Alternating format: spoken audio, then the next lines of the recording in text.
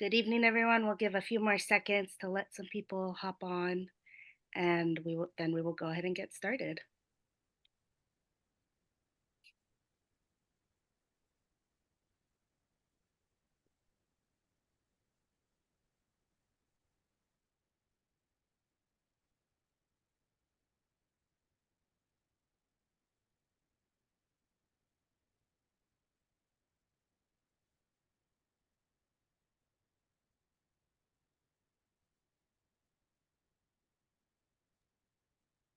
All right. Hello, everyone, and good evening, and welcome to tonight's Jackson County Democrat Candidate Forum for the May 2024 Democratic primary for the Oregon Secretary of State.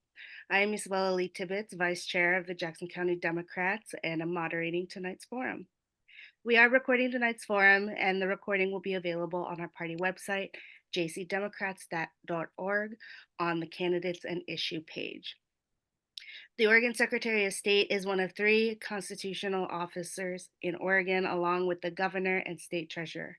The Secretary of State's office has four divisions: the Audit Division, Business Service Division, Corporation Division, and Election Division. Tonight we are joining us are Oregon State Treasurer Tobias Reed and Oregon State Senator James Manning Jr. Treasurer Reed is serving his second term as state treasurer, previously serving as the state representative for 10 years. And Senator Manning is in his eighth year serving as state senator and is a United States Army veteran. Thank you both for joining us this evening. Thank you. Treasurer Reed and Senator Manning, would you please each take 3 minutes to introduce yourself? Treasurer Reed, would you please go first?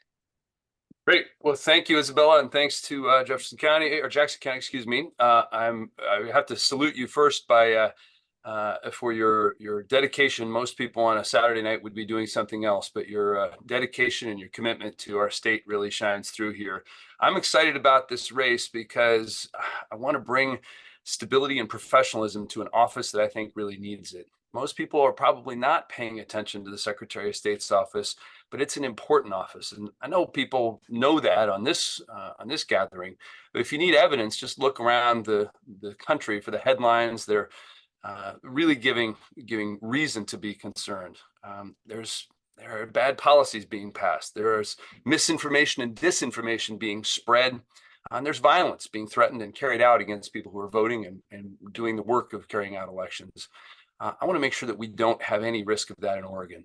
We've got a lot to be proud of in Oregon, the way we do our elections by mail. First state to do that in the country, just having celebrated the 25th anniversary of that milestone.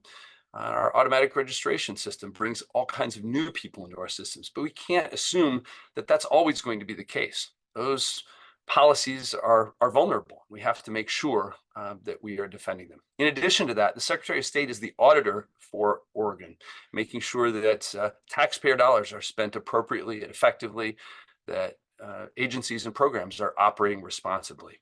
And I'm really proud of the record that I've built as state treasurer over the last 7+ years. In my view, there is simply no substitute for the direct experience of serving as one of Oregon's three constitutional officers, leading an agency of similar size, hundreds of employees, with high intensity work, the kind of work that we can't get wrong, making sure that people at the state treasury have the resources they need, that there is a culture that emphasizes accountability and integrity, transparency, making sure those folks have the resources they need to do that work, and making sure that we are turning complex policies into real results that people can feel, whether that's the pension fund that we protect for 400,000 public employees, the retirement plan that we pioneered in Oregon that 19 other states are now following our footsteps on, or the tens of billions of dollars of state debt that we manage for Oregon and Oregonians. These are the accomplishments. This is the approach that I want to bring to the Secretary of State's office, because I think that's what we need. The turnover that's happened in the Secretary of State's office has hampered the ability of the office to do the work that Oregonians need and depend on. And I want to bring what I have learned in the Secretary of State's, in the Treasurer's office, to the Secretary of State's office, because we are in definite need of it. So I'm looking forward to the conversation tonight. Appreciate you bringing us together tonight. Thank you. Thank you. Senator Manning.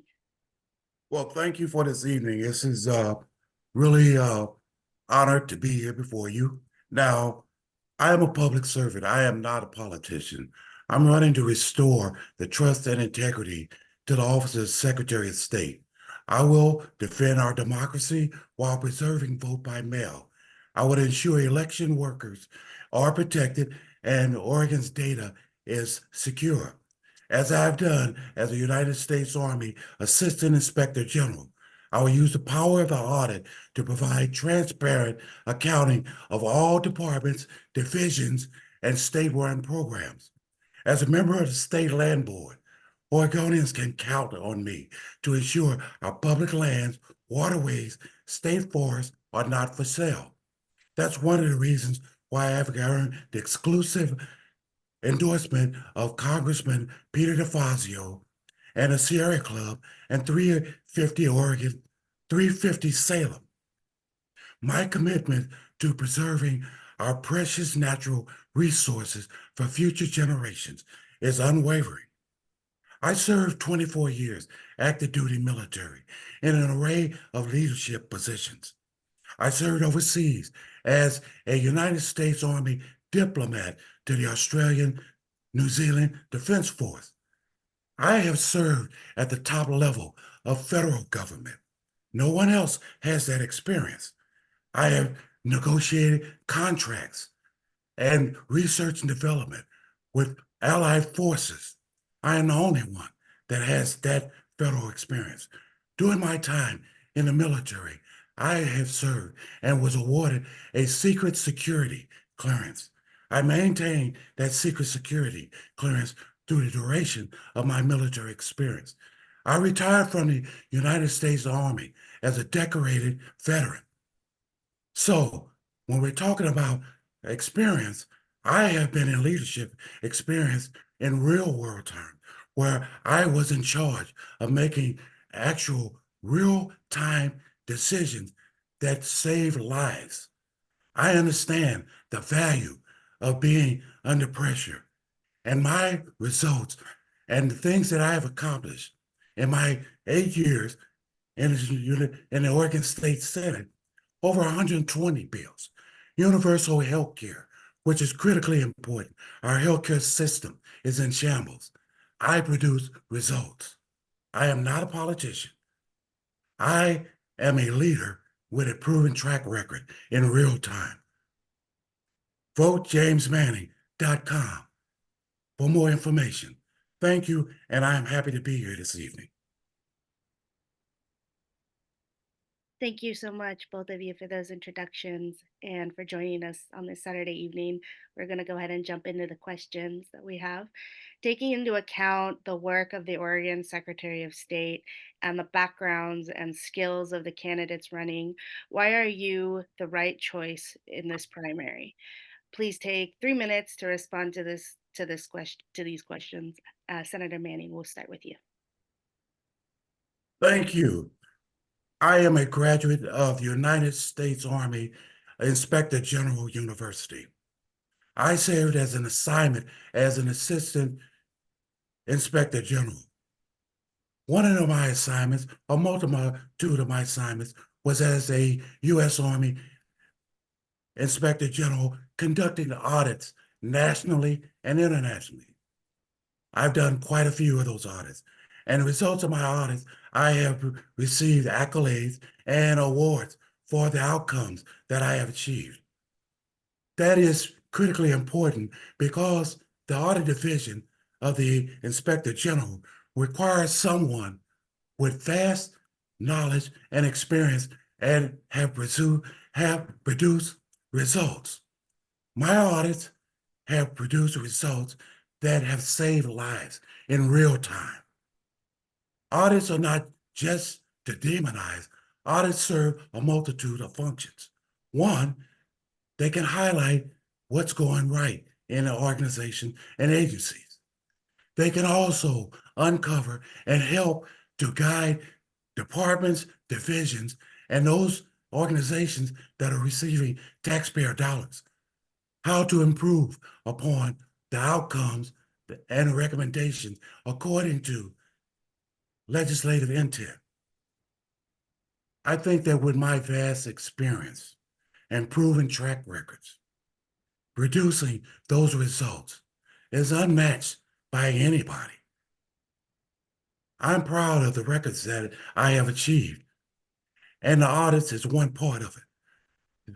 The main thing that we have to make sure we're doing, as far as the elections division, which is under attack, mis and disinformation. I have been in conversation with the Senate president and the Senate Ways and Means co-chair, exploring $5 to $10 million to enhance and improve upgrades to all 36 counties to make sure elections officers have the necessary protective items that they need, and more importantly, to have a standardized training that will equip all 36 elections counties with a method that we can maintain a certain decor of training. Currently, we are losing election officers and volunteers, and we have no replacement set. My vision will set up a standard that if that should happen in the future, which it probably will be, that we can move someone in and continue to protect and defend the democracy that we need for our elections officers. Thank you, Senator Manning. Tobias?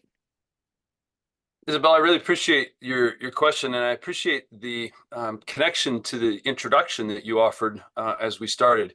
You noted correctly that the Secretary of State's office is one of 3 constitutional offices in Oregon, the other 2 being the Treasurer and the Governor. There's some really interesting parallels across these 3 offices. And I think one of the advantages that I bring is a record of 7+ years of success in one of the other 2 constitutional offices. One of the most important features of those offices is the independence that they each bring. The Secretary of State's office, like the Treasurer's office, has the ability to interact directly with the legislature. It has independent and autonomous authority. And so I think bringing the experience, the direct experience of managing a state agency with hundreds of employees and high stakes work that Oregonians depend on for the successful operation of our state is directly relevant. You don't have to guess what it would be like to have me as one of the 3 constitutional officers in Oregon. You have 7 years of data and experience to evaluate me on.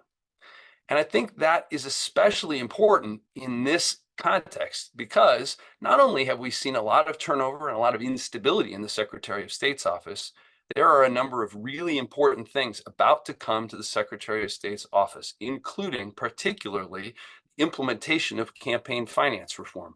That's a long overdue accomplishment, and I give credit to Senator Manning and his colleagues in the legislature for passing that legislation so that we can reduce the influence of money in politics. I assume we all agree on that desire. But it's going to be critically important to have a Secretary of State and a team who is ready to do that work. That is hard. And the worst thing we could have is a bad implementation that would add to further skepticism and cynicism when it comes to money and to politics.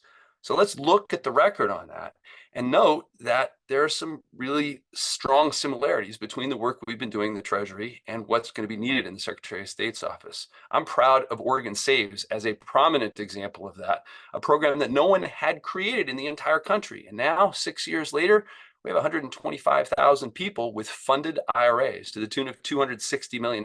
No one had done that before. And it's because of our approach of diligence and discipline, of iteration, of refinement, that program is running and enjoying fantastic support. That is the sort of record and the sort of approach that I will bring to the Secretary of State's office. I'm the only one who's been elected to statewide office, the only one who has served in statewide office in one of the 3 constitutional offices in Oregon. And I think that is a distinguishing feature in this race. Thank you, Wolf. As you know, in November 2020, we elected a new Secretary of State, and by early 2023, that person resigned.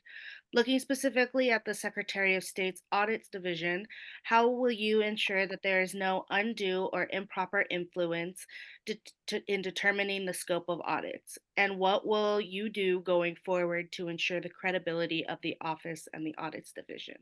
Treasurer Reed, would you please go first? You bet. I think that setup is also really important to keep in mind. It's been my perception that people's reactions to the audits done by the Secretary of State's office right now continue to suffer from the experience that you just described, that we are all aware of. We need to make sure that the audits division is organized and driven not by a predetermined political agenda, not by an anecdote, not by what you heard from someone about what should be audited. I've joked before that when you're state treasurer, everyone's brother-in-law has a stock tip. The equivalent that I'm experiencing now is that as a candidate for Secretary of State, everyone has an idea about what should be audited. There's probably merit in most, if not all, of the things that I and Senator Manning probably hear, but it's important to have a rigorous process that assesses risk on an even basis before an audit plan is constructed. It's equally important that an audit, that the conduct of audit includes the perspectives of the people who are doing the work, the people who are on the front lines, who have the unique insight as to what is happening.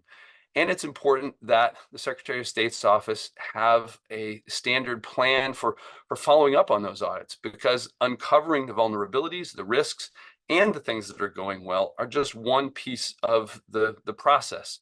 Secretary of State has a bully pulpit to continue to shine a light on those findings with the legislature, with school boards, with others who are in positions to follow up on those findings, to respond to them, to make policy changes, to make decisions based on what those audits uncover. And it's essential to bring that experience. The Treasury does work that has to stand up to audits all the time. We manage a portfolio of $140 billion. We track and issue tens of billions of dollars of debt for the state. We're in charge of hundreds of thousands of retirement and college savings accounts. We track $380 billion of transactions for the state every year. We have our own audit team that is driven by data, that follows where evidence goes, that has uncovered lots of useful information. And we contract with outside auditors when that is needed, when we need the external perspective, when we need independent evaluations. So having that experience sets me up for success as the head of the audits division, as a Secretary of State. I'll make sure that we have those standards for transparency and ethics in place, and that the Secretary of State's office and the audits division regains the credibility that Oregonians need and depend on. Thank you. Senator Manning? Let's be sure that we know what we're talking about. This is about leadership. This is not about having previously held a statewide office. This is not about previously having been in charge of a major army command. This is not about that. This is about leadership. This is about values. This is about how you utilize or get the best out of the employees. I am the only one that have the experience in auditing. That's noteworthy. That's in my military records.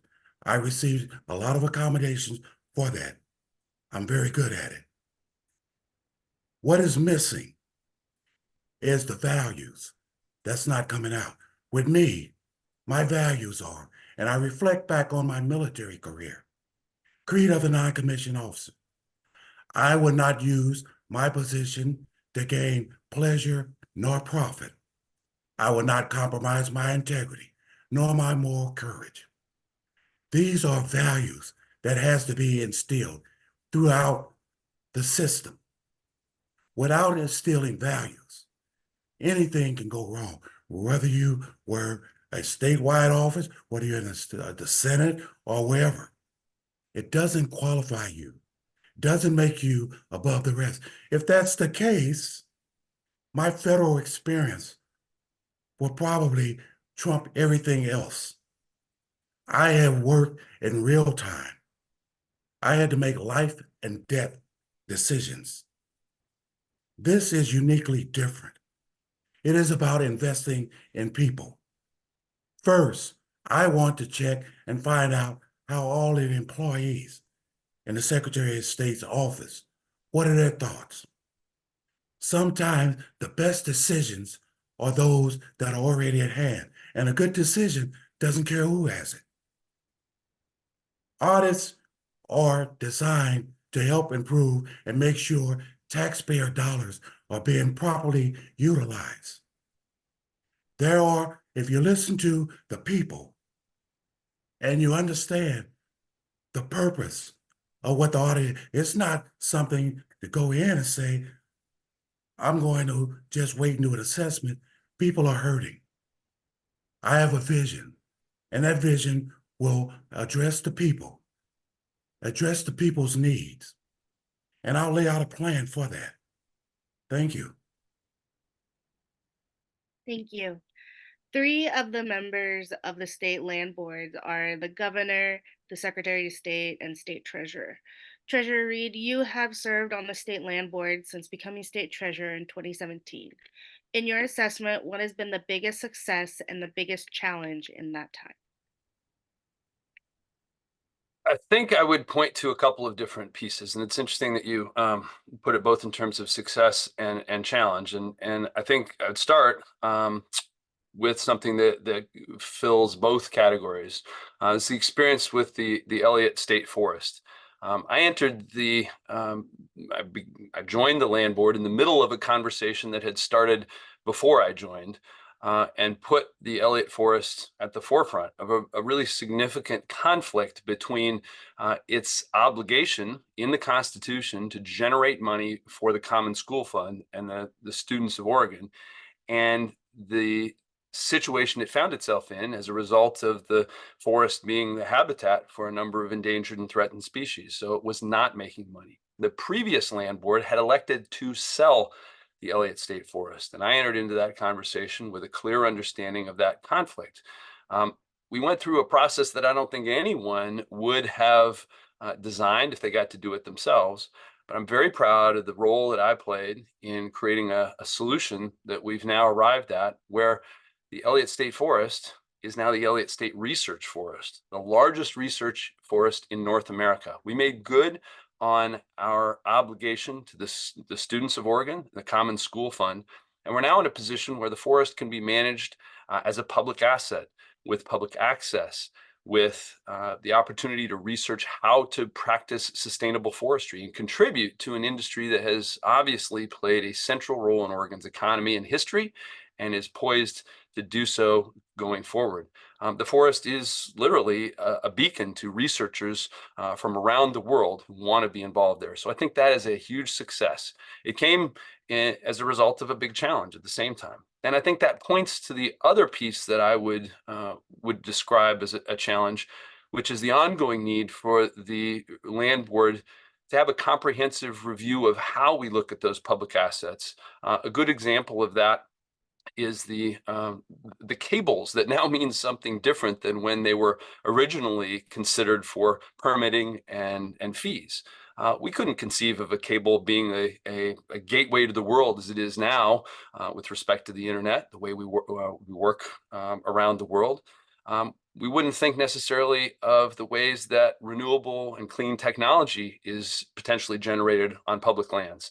So we need to have a comprehensive review of those processes, those fees, and do a much better job of involving public comment and feedback in the processes of the land board. So I think having the 7 years of experience, I'm now the senior member of the land board, is going to be very important. I'm looking forward to continuing to bring that approach to the state land board as Secretary of State. Thank you. Senator Manning, should you serve on the state land board, what would your approach be, and would you do anything different than Treasurer Reed? Thank you. First off, let me reflect back when I was a Eugene Water and Electric Board Commissioner. Nestle came to our board, and Nestle wanted to purchase water rights on the McKenzie River, Eugene's sole water source. And I told them, I said, let me see if I understand this. You want us to sell you our natural resources so you can sell it back to us. I led the charge with a no, and we killed that idea. As a member of the State Land Board, Oregonians can count on me to ensure our public lands, waterways, and forest lands are not for sale. That's why I have earned the exclusive endorsement of Congress Peter DeFazio, the Sierra Club, 350 Salem. My commitment to preserving our precious natural resources for future generations is unwavering. I think that making sure that we preserve those natural resources for perpetuity, for generations yet to come, is the right thing to do. We can manage climate change. We can do all of those things. But selling or even trying to compromise is something that I will not do. Thank you. Our next question is about ranked choice voting. The Oregon legislature recently passed House Bill 2024, a referral to the voters that will be on the ballot this November.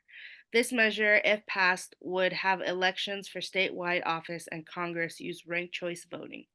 Do you support this change, and how might ranked choice voting be helpful? Senator Manning, would you please go first? Thank you, thank you. When I am a member of the Senate Rules Committee. When ranked choice voting came to the Senate Rules Committee, I did express my concerns about ranked choice. I expressed that I feel there's not enough evidence that this could have a negative impact on communities of color. If you don't have name recognition, doesn't mean name recognition doesn't necessarily mean that you're the best qualified person for the job. So, but the intent of the measure was to go to the people of Oregon. So I voted for it to move it out of the Rules Committee. And when it went to the Senate's chamber, I voted to move it forward from there as well. I'm still concerned about that because right now, well, I had introduced a few cycles ago ballot paid return envelopes. And I was thinking that we need to make sure that people in our rural and frontier counties and people that have disabilities still can participate in our democracy by casting their ballot. Right now, Oregon has the highest participation in voters in the nation. My question is, what are we trying to fix? What is the problem? However, I did vote to move it forward, and whatever it will be on a ballot in November, and whatever the will of the people, that's what I, as Secretary of State, will enforce. Thank you. Thank you, Senator Manning. Treasurer Reed? I'm excited about the possibilities that are represented by the ranked choice voting proposal. And I think it's worth explaining why that is for me. We have a lot of things to be proud of in Oregon when it comes to voting and how we have made it easy for people to vote. I think in many ways we're the envy of the country because of our automatic voter registration process, because of our mail-in history. But despite all of those things to make it easier, people still have to choose to vote. And so anything that will make it easier for people to feel like their preferences are more accurately reflected in our voting process is worthy of consideration. And I think there is much to recommend the idea of ranked choice voting. But there has been something really interesting that I've experienced in the context of this campaign. One of the most enjoyable things has been the conversations I've already had with the majority of elections officers and county clerks around the state. 36 counties, as you know, I've talked to 24 or 25 of those clerks. And while they have a variety of perspectives on a variety of issues, one thing they all brought up without prompting was this question of ranked choice voting. It came in two forms. They they all said they were committed to figuring it out. But before they said that, they all expressed concern about making sure that the implementation of ranked choice voting, should it be passed by voters, was done well. They did not feel like there has been adequate consideration of the mechanics that will be required in the elections offices around the country. It's detailed stuff, the kinds of things that involve who are the providers of the printing services, who does the software that allows for ballots to be tabulated. What happens, for example, when an office spans multiple counties? What is the process by which those ballots are brought together and counted in a way that is transparent and promotes confidence amongst voters? That speaks to the need to have a Secretary of State who has a proven track record of success in implementing complicated things. That's what I bring to this race, and what I will bring to the office, to make sure that if voters pass a proposal for ranked choice voting, that we have the implementation done well, that we are clear in helping voters be equipped to navigate a ballot that might have ranked choice voting for some offices, as you described, and not for others.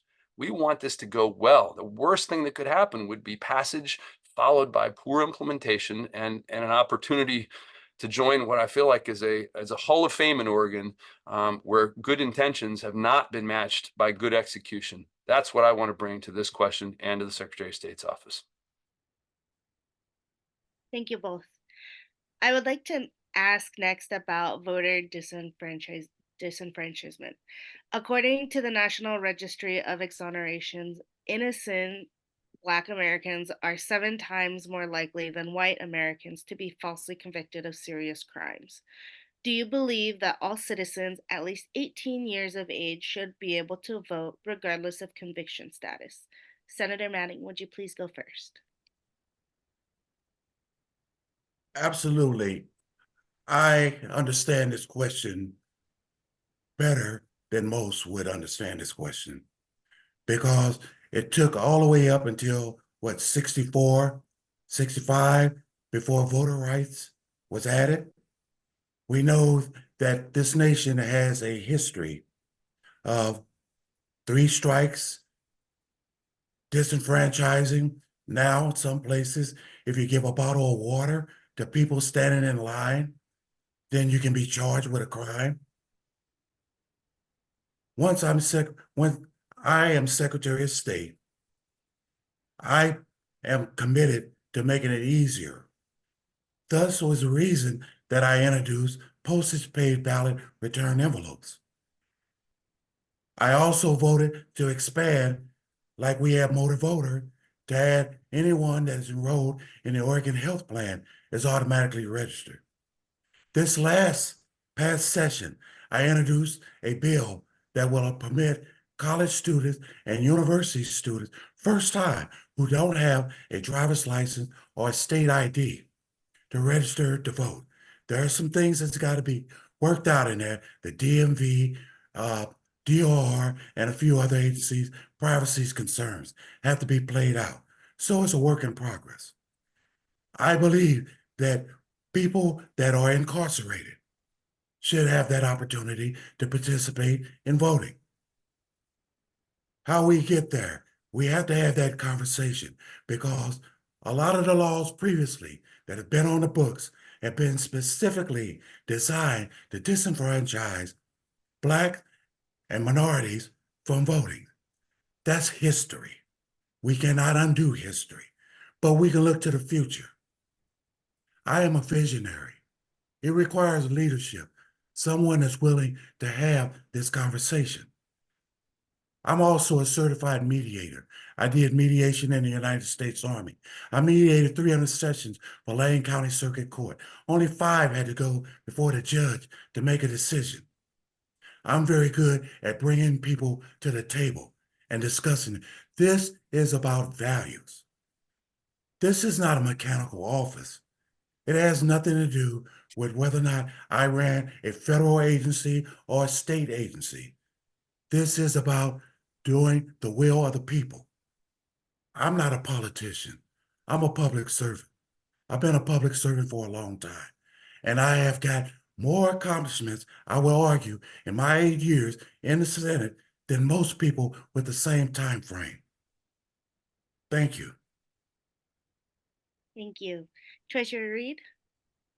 There's no question that the right to vote is fundamental to who we are as Oregonians and Americans. And we have work to do to make sure that people have equal access to that opportunity.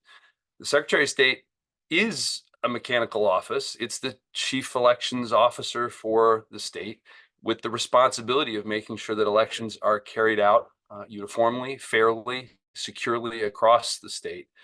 And in doing so, the Secretary of State does not have the authority to change pieces of those by her or himself. So regardless of how our values line up in this question, the conversation is necessary, but it is not in the Secretary of State's authority to make a change like the one that's implicated in your question by her or himself.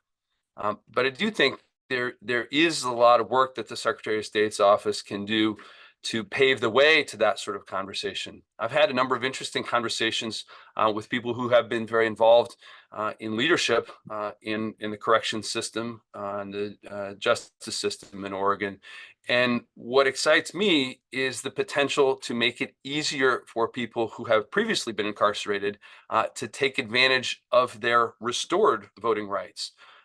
It's my impression that many people in those situations are not aware of that opportunity and are not being assisted in taking advantage of it. Of course, people who are coming out of incarceration are often not in a stable situation with respect to their living situation. But we can do a lot more, I think, in making sure that they are aware of the opportunity to begin voting again, and to make sure that their registration is accurate and reflects their living situation. I've had conversations that suggest the Governor's Reentry Council is a good place for the Secretary of State's office to be engaged to make sure that those communications are done in partnership with people who are serving people specifically in those situations, that they are tailored to people who are dealing with those kinds of transitions. And so so we can do a lot, I think, to help people who are re-entering the voting population to be taking advantage of it. Again, we've done a lot to make it easy for people, but people need to be aware of that. People need to be set up for success and have a good experience in their first voting or their first experience voting to make that a momentum and an inertia sort of establishing opportunity. I think that's good work that the Secretary of State's office can lead on as a first step. Thank you both. Your prospective general election Republican opponent, Dennis Linthicum, was among the plaintiffs in an unsuccessful 2022 lawsuit that, citing the film 2000 Mules, alleged, and I quote, Oregon's computerized voting tabulations and mail in voting system violate their constitutional rights. Do you think any changes to the Oregon's vote tabulation and vote by mail system are necessary? Treasurer Reed, would you go first, please? Thanks. I think this is a place where Senator Manning and I might well be in violent agreement. No, I think the changes that are necessary in Oregon's system are simply a matter of better communication with people who do not understand what happens here. Humans are fallible, and hand counts are not only a lot less efficient and a lot more expensive, they're a lot less accurate. Our system in Oregon does a good job of accurately and transparently counting ballots. And we can do more to help people have confidence in that. But we should be really proud of the way we do things in Oregon because they make it easier for people to vote. They reflect the preferences and decisions that voters make. And people who are suggesting otherwise, I think, are somewhere between misinformed or motivated by bad intent. We've got to continue to advance our unique and effective system of administering elections in Oregon because we want more people voting and we want those choices to be accurately reflected. Oregon is on the right path. We have much to be proud of. We can always improve, but I think going another direction would be a disservice to Oregon and to our future. Thank you. Senator Manning? Thank you very much for the question. I do know Senator Linthicum, know him quite well. I know that Senator Linthicum wanted to introduce a bill to repeal vote by mail and send Oregonians back to the ballot, stand in line, cast your ballot, where they can have their elections officers or elections police come by and harass voters. We're not doing that. We're not doing that. Oregon has about the safest means of voting in the nation. Vote by mail, we have a robust signature verification system in place and a paper trail. Allegations of voter fraud here in the state of Oregon is very, very small, and that's what there are, allegations. However, there have been some things that have occurred in some of our eastern election county that were brought to the state Senate. Harassment, family members that are working and they have family members that are running for office. We did a bill to fix that, to protect all elections workers. I think, again, it comes down to people. It comes down to values. I don't see a problem with our current system. Postage paid ballot return envelopes makes it more appealing. It makes it easier, especially for people that are in rural and frontier counties, people that can't get out, disabilities, or whatever the case may be. Oregon has the highest participation in voting in the nation. I think we're on the right path. Can it be improved? Yes, it can be. We can add more to the voter roll. I just mentioned about the bill I offered this past session to enroll first-time college and university students that don't have a driver's license or an ID card, automatically register them.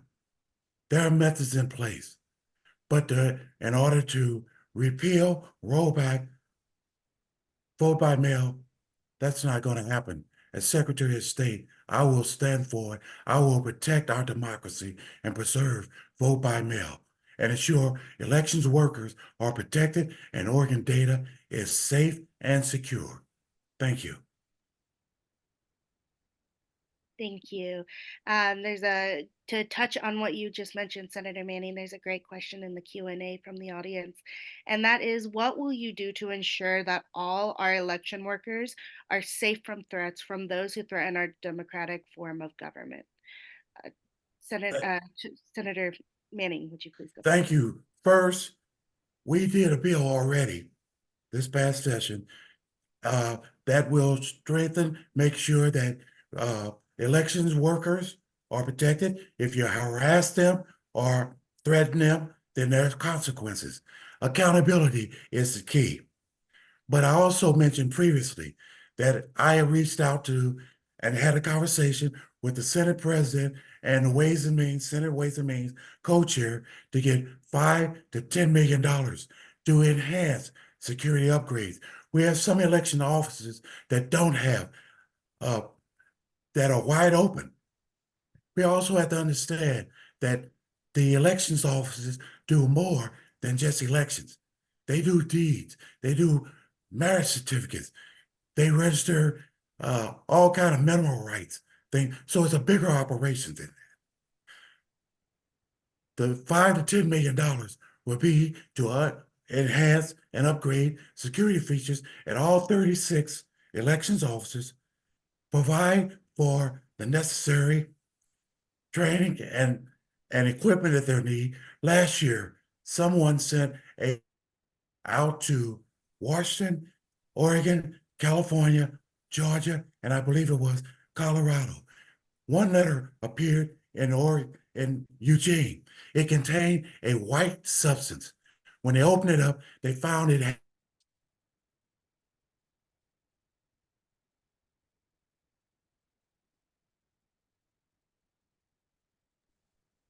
Senator Manning, I think we might have lost your audio.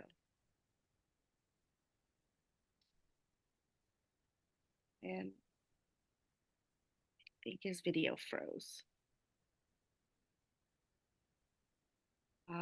So is everybody else muted? Did he freeze for you too, Treasurer Reed? You did, yes. We'll maybe give him a sec to see if his internet connection. Oh, okay. Well, Treasurer Reed, would you mind answering the question while we wait to see if he... Sure. Yeah, the question of security for elections officers is really important, and that's one of the things that I talked about at length with all the clerks that I've been able to talk to. It looks different in different counties. For some, it is a physical question. There are offices that are purpose built. There are others where elections offices are kind of shoehorned into a space that was built for something else entirely, that doesn't have adequate capacity or security. And sometimes it's a question of personnel. I talked with one clerk I remember in particular who has resorted to volunteers with the American Legion to escort and partner their staff in collecting ballots. Yet another clerk who said she learned quickly, she goes to the ballot drop boxes at 8 o'clock on election night and merely locks them, preferring instead to come back to retrieve those ballots the next morning when it's light and this clerk feels safer. These are all reasons to be concerned, and for the Secretary of State to be a visible and vocal advocate for the resources that are needed, whether they are physical or programmatic or any number of other approaches. One other thing that I think deserves a brief mention, at least, is a conversation I've begun with the Giffords Law Center that deals specifically with firearm and gun safety. They have a concept that I think could be really interesting and relevant in Oregon around making the display of a weapon, a firearm, at a voting site, which of course would have a different definition in Oregon, a presumptive act of intimidation. I think that could be a useful tool for the Secretary of State, for district attorneys, for local law enforcement as well, to ensure that people engaged in the conduct of elections and voting have an additional measure and feeling of safety. So these are all matters of actual implementation, of following through and turning good ideas into results that elections offices and Oregonians can feel. And that's the approach I want to take. Great, thank you. Bye. And we have enough time for one last question to see if Senator Manning will jump back on. Okay. And that is, here in Jackson County, there were recent cuts to the Medford Postal Distribution Center. 30 positions were cut. This has resulted in mail delays. A lot of our mail that is now being sent up to Portland for processing.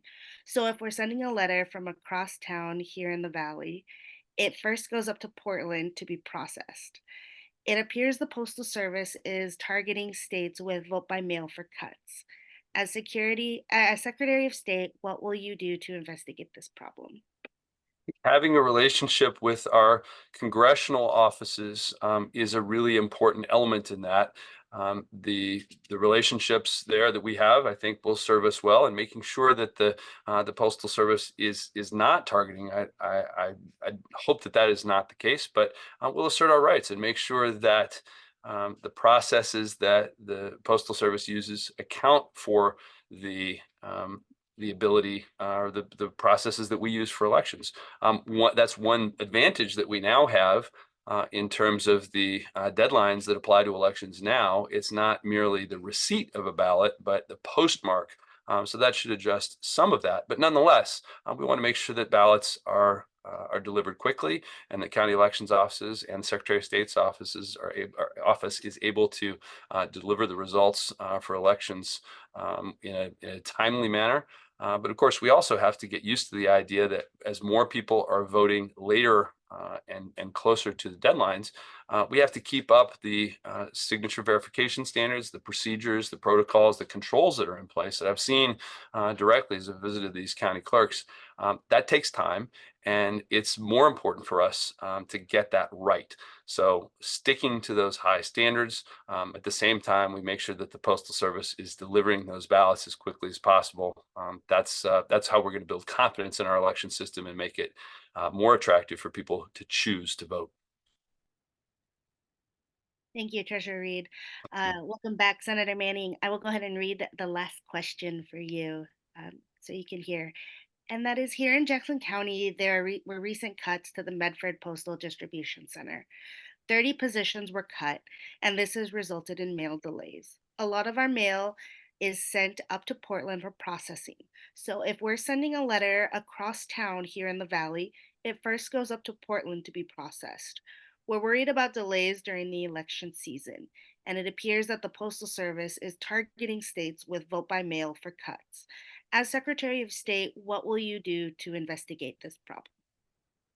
Well, thank you, and I apologize. I have no idea what happened that I lost my feed in the middle of my response.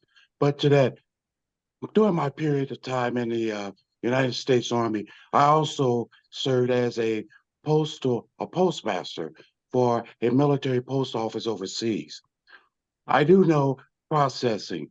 The thing is you want to look at the the cancellation of the postage. That will give you a date that it was received. Every letter that goes into the post office should, before they ship it anywhere, should receive that cancellation.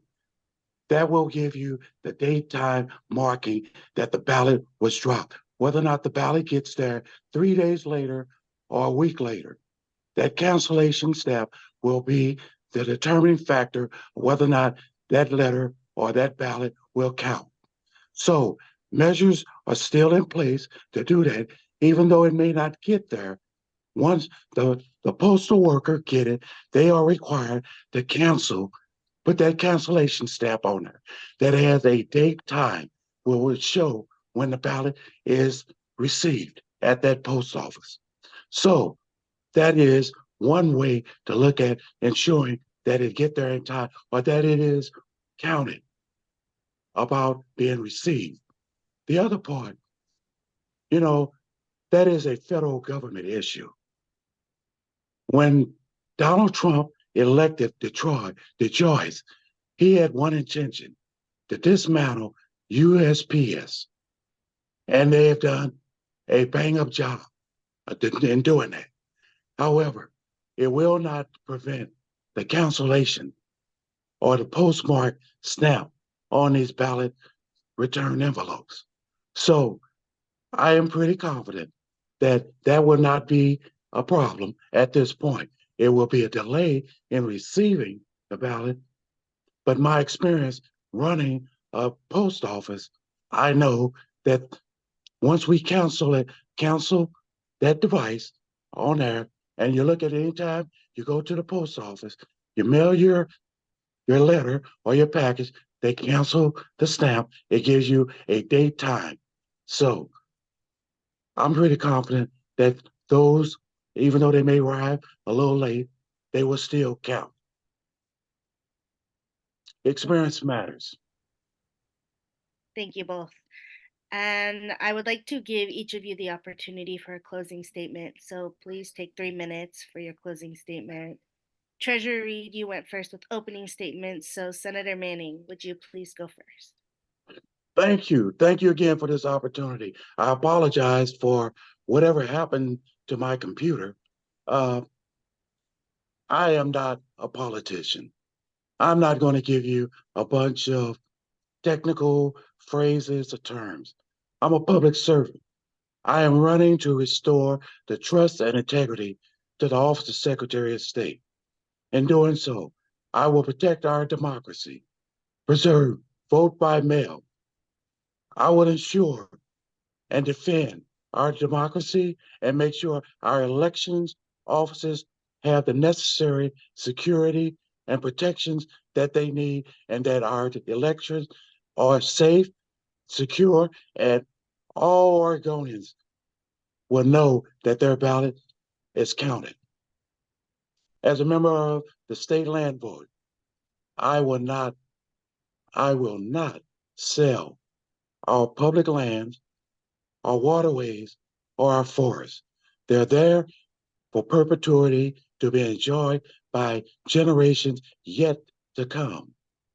That is the reason that I am endorsed by the Sierra Club and former Congressman Peter DeFazio. Also, Katie Hyman, the widower of former Secretary of State Bill Bradbury, said if Bill was here today, he would overwhelmingly endorse Senator Manning for Secretary of State. I have to say again, I am not a politician, but I do get results. My time in the Oregon State Senate, universal health care, amongst all things, is one of the most important measures that I have passed, and it will impact everybody, not just people with money to spare. I'm asking you for your vote. I'm asking you to visit my website, votejamesmanning.com, votejamesmanning.com. Experience does matter. Thank you. Thank you, Senator Manning. And Treasurer Reed? Isabella, Jackson County Democrats, thank you for making time tonight. A lot of other things you could be doing tonight. So I am appreciative of the opportunity to talk about this race and the future of our state, because I think that is what is at stake in this election. I was raised by parents who made it really clear to me that I was the beneficiary of people who'd come before me, who had invested in me, not me as an individual, but in the potential of young people. Libraries and public schools and soccer leagues are all things that I benefited from. And that's a big part of the reason that I'm in public service. I look at a lot of things that have really motivated my service. It's what has always pulled me to this work, the chance to try to make life better for people in the future. And that's what motivated me to run for the legislature, for treasurer, and now for Secretary of State. I think what is largely holding us back in Oregon is the mismatch between our good intentions and our execution, the follow through that turns good ideas into results that people can feel. And that too has been a real motivator for me. I learned a lot in the legislature. I got a much better understanding of policy and confirmed a lot of my intentions. But what I've learned since then as treasurer is that often it is the work that begins after legislation is passed or a budget is adopted that really makes the difference. When we've protected the pension fund for 400,000 people, when we've created a plan that moves that pension fund to net zero carbon emissions, reducing our carbon exposure and increasing our investments in renewable energy and clean technology, when we've made more investments in college savings and job training, these are things that people really can feel. And it's that intention that motivates me to seek the office of Secretary of State, because I know what it takes to build an agency that has capacity, that has stability and professionalism, and is going to deliver results, making sure that hundreds of people have the resources they need, that they understand the standards and approach that we'll take in an office. You don't have to guess what that's going to be like with me as Secretary of State. You can just look at the record that we've established in the Treasurer's office. I'm really proud of that record, and I'm proud of the trajectory and the momentum our campaign is on. You can see that, I think, by the fact that our campaign has the endorsement of all the former secretaries of state who have done this job and chosen to endorse in this race. Governor Roberts, who was also Secretary of State, Secretary Phil Kiesling, Secretary Gene Atkins, as well as Governor Kulongoski, Governor Kitzhaber, a wealth of local elected officials, and the Oregonian. The people who know this job know that I am best prepared to do it. I hope you will agree with them and support us, and I appreciate your time tonight. Thanks very much. Thank you so much. From down here on occupied Shasta, Tacoma, and Latgawa territory in Southern Oregon, Treasurer Reed and Senator Manning, thank you so much for joining us this evening. We have one Thank you. component of our candidate forums for this primary, and that will be the State Treasurer Forum taking place Monday at 7. Again, Treasurer Reed, Senator Manning, thank you so much for joining us, and everybody at home, have a good rest of your evening. Thank you.